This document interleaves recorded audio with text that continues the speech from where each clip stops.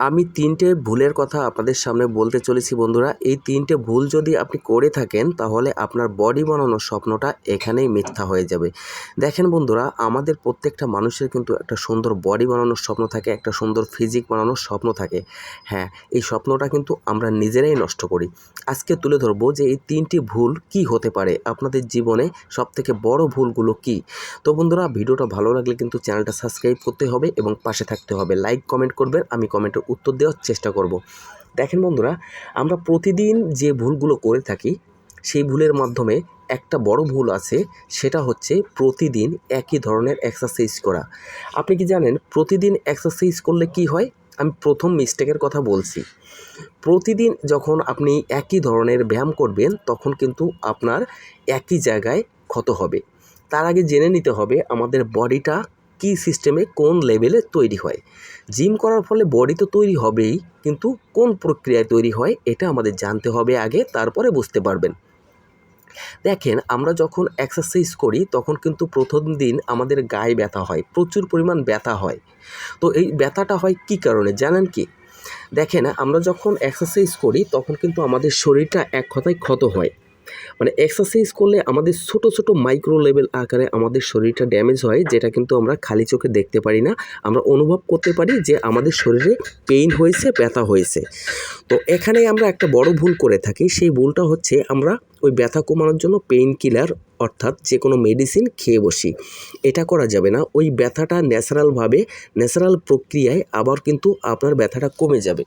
যখন আপনি proper diet এবং রেস্ট নেবেন তখন কিন্তু ওই মাসলগুলো আবার রিকভারি হয়ে যাবে। দেখেন বন্ধুরা, আমাদের শরীরটা রিকভারি হয় কখন? আমাদের তো ক্ষতি হচ্ছে, শরীরটা এক্সারসাইজ করার ফলে আমাদের শরীরটা ক্ষত হচ্ছে, এবং রিকভারি হবে কোন সিস্টেমে? দেখেন, আমরা যখন রেস্ট নিব ওই রেস্টের ফলে কিন্তু আমাদের শরীরটা রিকভারি হয়।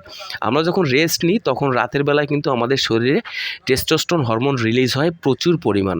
তো তখন আমরা রেস্ট নিলে আমরা যে খাদ্য খেয়েছি ওই খাদ্যগুলো কিন্তু আমাদের শরীরে লেগে যায়। এক কথায় যখন আপনি এক্সারসাইজ করবেন তখন কিন্তু আপনার শরীরে পুষ্টি শোষণ ক্ষমতা বেড়ে যাবে।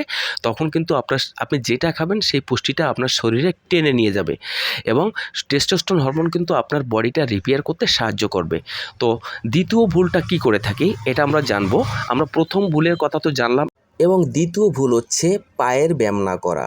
আমরা প্রতিদিন এক্সারসাইজ ঠিকই করছি, কিন্তু যে এক্সারসাইজের মাধ্যমে আমাদের শরীরের টেস্টোস্টেরন হরমোনটা বাড়বে সেই এক্সারসাইজটা আমরা করতে চাই না। তো বন্ধুরা, টেস্টোস্টেরন হরমোন কিন্তু বৃদ্ধি পায় ওভারলোড, মানে আমরা যখন পায়ের ব্যায়াম করব তখন কিন্তু আমাদের পায়ের মাধ্যমে টেস্টোস্টেরন হরমোন বুস্ট হয়।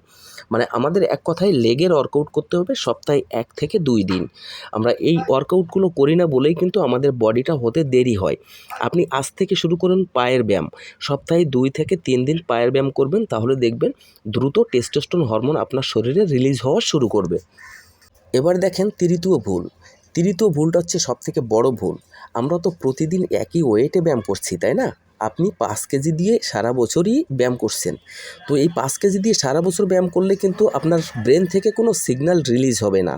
আমাদের বডিটা তৈরি হয় এমনভাবে, দেখেন, আপনি যখন প্রতিদিন যে ওয়েটটা দিয়ে এক্সারসাইজ করছেন হঠাৎ করে যদি আপনি একটু বেশি ওয়েট নিয়ে ব্যায়াম করেন তখন আপনার ব্রেন থেকে একটা সিগন্যাল রিলিজ হবে হার্টের কাছে।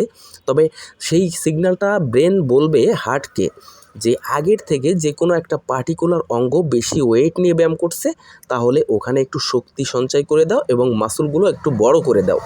তখন কিন্তু হার্ট কিন্তু সমস্ত জায়গায় আপনাকে এই প্রক্রিয়ায় আপনার রিপেয়ার করে দিবে এবং মাসলগুলোকে বাড়িয়ে দিবে। এর জন্য আপনাকে যেটা করতে হবে, একই ওয়েটে প্রতিদিন ব্যায়াম করা যাবে না। আপনাকে মাসে না হলেও সপ্তাহে 1 কেজি করে, হাফ কেজি করে আপনাকে ওয়েট বাড়াতে হবে। এই যখন ওয়েট বাড়াবেন তখন দেখবেন নতুন করে আবার গায়ে ব্যথা শুরু হয়েছে। এই গায়ে ব্যথা হলেই আপনার বডি হবে। আপনাকে সপ্তাহে একবার হলেও আপনার শরীরে ব্যথা বানাতে হবে। এই ব্যথা না বানালে কিন্তু আপনার মাসলগুলো ফাটবে না। দেখবেন আপনি দীর্ঘদিন ধরে ব্যায়াম করছেন, আপনার শরীরের ব্যথা হচ্ছে না, তার মানে আপনার বডি তৈরি হচ্ছে না। আপনি খাবেন ঠিকমতো, রেস্ট নেবেন, এবং শরীরে সপ্তাহে 1 দিন হলেও আপনাকে ব্যথা বানাতে হবে, তাহলে দেখবেন দ্রুত বডি হবে। সুন্দর থাকবেন, ভালো থাকবেন। নমস্কার সবাইকে।